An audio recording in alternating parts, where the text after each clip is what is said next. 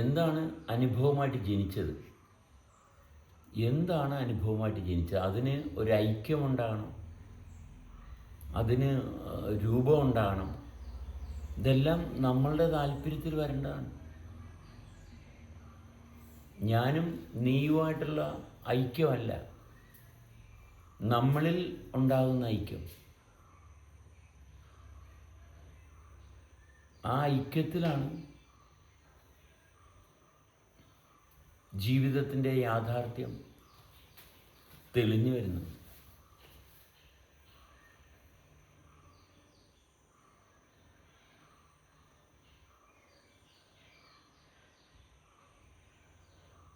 ഇപ്പം സ്ത്രീയെന്നോ വനിതയെന്നോ ഇങ്ങനെയുള്ള ഭാഗത്തിനൊന്നും പ്രസക്തിയില്ല.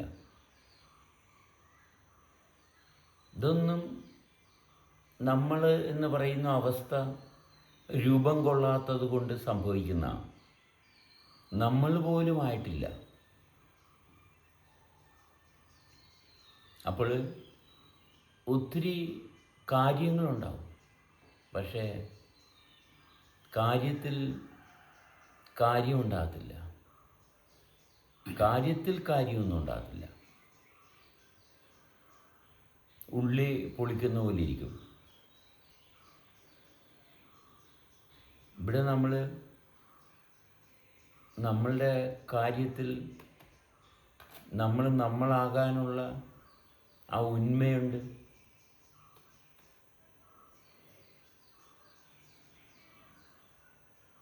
അത് നഷ്ടപ്പെടുന്നില്ല.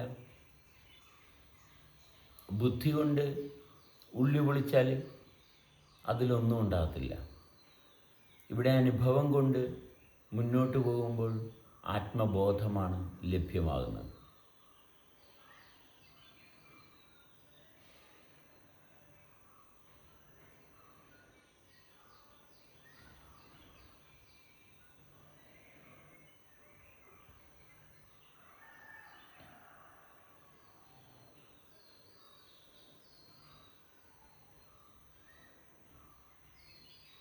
സത്യസന്ധത നഷ്ടപ്പെടുമ്പോൾ ചിന്തകൾ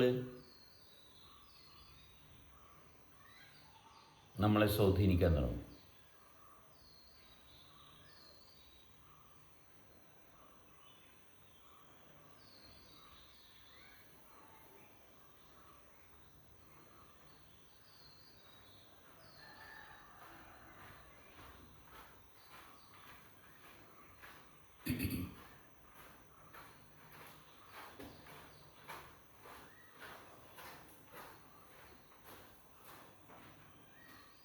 ചിന്തിക്കേണ്ട ആവശ്യം വരുന്നുള്ളൂ. ഇതിങ്ങനെ സംഭവിക്കത്തുള്ളൂ. പ്രകൃതി കാലമാണ് അനുഭവം തരുന്നത്. അപ്പോൾ കാലത്തിൽ ഉൾപ്പെട്ടിരിക്കുന്ന ശരീരത്തിൻ്റെ ഭാഗം വൃത്തിയായിട്ട് അനുഭവിക്കണം. അങ്ങനെ അനുഭവിക്കുമ്പോൾ ശരീരത്തിൻ്റെ ഒരു ഭാഗം ആകർഷണത്തിന് വിധേയമായിട്ടിരിക്കുന്നു. അനുഭവത്തിൻ്റെ ഒരു ഭാഗം ആകർഷണ ശക്തിയാൽ സ്വാധീനിക്കപ്പെട്ടിരിക്കുന്നു. അതേ ശരീരം തന്നെ ആകാശവുമായിട്ട്, അതേ ശരീരം തന്നെ, ഈ ആകർഷണത്തിന് വിധേയമായിരിക്കുന്ന അതേ ശരീരത്തിൽ തന്നെ, വേറെ ശരീരമില്ല, അതേ ശരീരത്തിൽ തന്നെ ആകാശത്തിൻ്റെ സ്വാധീനവും കാണാം. ശരീരത്തിൻ്റെ ഒരു ഭാഗത്ത് ആകർഷണം, അതേ ശരീരത്തിൽ തന്നെ വ്യത്യസ്തമായിട്ടൊരു ആകർഷണം തന്നെയാണ്, ആകാശവുമായിട്ടുള്ളൊരു ആകർഷണമാണ്.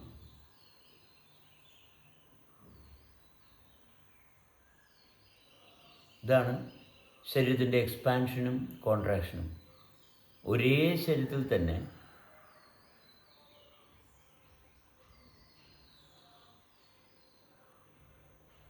രണ്ട് രീതിയിലെ പ്രവർത്തനം. ഈ രണ്ട് രീതിയിലെ പ്രവർത്തനത്തെ ഒരുപോലെ ആക്കുന്ന ഭാഗത്താണ് ഞാൻ ജനിക്കുന്നത്. രണ്ട് രീതിയിലെ പ്രവർത്തനം. ഒരാകർഷണം ഒരു ഭാഗത്തോട്ട് വലിക്കുമ്പോൾ വേറൊരു ആകർഷണം വേറൊരു ഭാഗത്തോട്ട് വലിക്കുന്നു. ഇത് രണ്ടിൻ്റെയും ഭാഗത്ത് ഒരുപോലെ സ്വാധീനിച്ച് നിലനിൽക്കുന്നതാണ് ആത്മബോധം.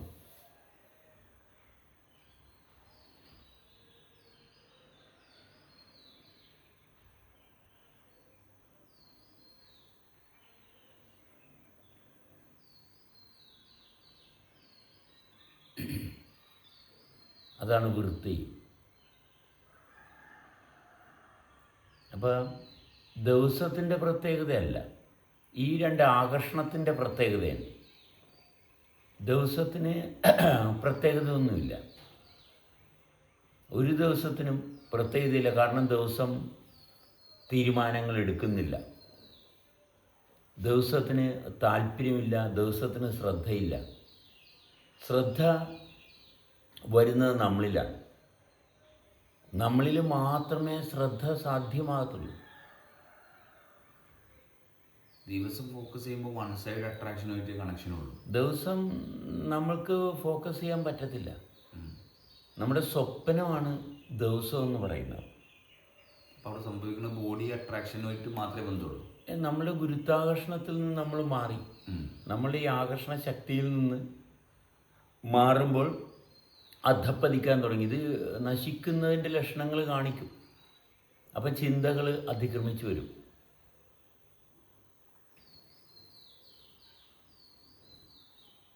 അപ്പോഴാ അനുഭവ തലത്തിൽ നിന്ന് വിടുമ്പോൾ നമുക്ക് സ്വപ്നങ്ങൾ വർദ്ധിച്ചു വരും. സ്വപ്നം മാത്രമേ ഉണ്ടാകത്തുള്ളൂ, സ്വപ്നം കാണുന്നവനുണ്ടാകത്തില്ല. സ്വപ്നം കാണുന്നവനുണ്ടാകുമ്പോൾ, കാഴ്ച കാണുന്നവനുണ്ടാകുമ്പോൾ അവിടെ വിഷയമില്ല. കാഴ്ച മാത്രമേ ഉണ്ടാകുമ്പോൾ അവിടെ ജീവിതത്തിൻ്റെ ഭാഗമില്ലാണ്ടായി. അവിടെ ആകാശമായിട്ടുള്ള ബന്ധം പോവാണ്. അവിടെ ബാലൻസ് പോയി. ആകാശമോ ഭൂമിയോ ഏതെങ്കിലും ഒന്നിലോട്ട് എക്സസ്സായി, വൺ സൈഡായി. അതുകൊണ്ട്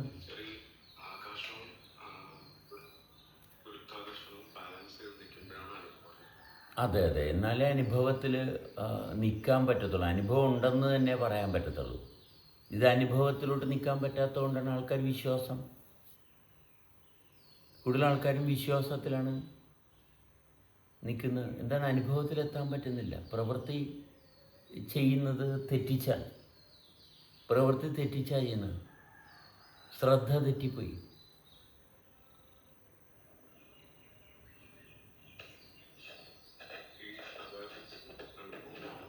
ഇതോ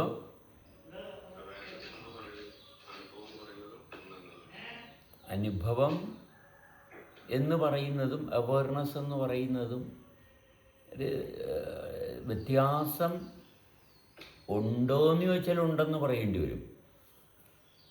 കാരണം അവെയറാകുക, അനുഭവം എന്ന് പറയുന്നത് അനുഭവിക്കുന്നതിൽ അവെയറാകുക, അനുഭവിക്കുന്നതിൽ അവെയറാകുക. അപ്പോൾ അവെയർനെസ് എന്ന് പറയുന്നത് വേറിട്ട് നിൽക്കുന്നതായിട്ടാണ്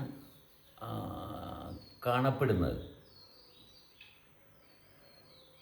അനുഭവം അവെയർനെസ്സും രണ്ടായിട്ടാണ് നമ്മൾ പരിശോധിച്ച് നോക്കാം.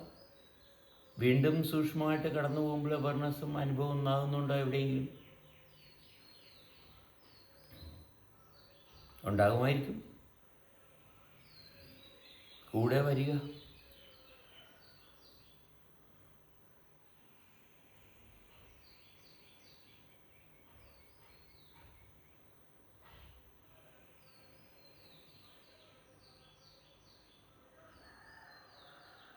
ഒന്നിച്ച് നിൽക്കുക എന്നുള്ളതല്ലാതെ വേറെ മാർഗമില്ല.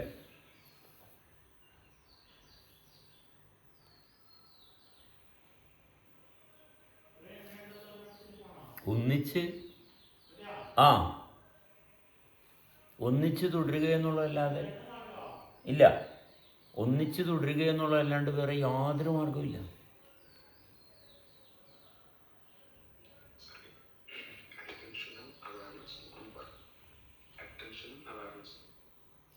നമ്മൾ രണ്ട് വാക്കുകൾ അങ്ങനെ പഠിച്ചിട്ടുള്ളത് കൊണ്ട് വലിയ കാര്യമൊന്നുമില്ല.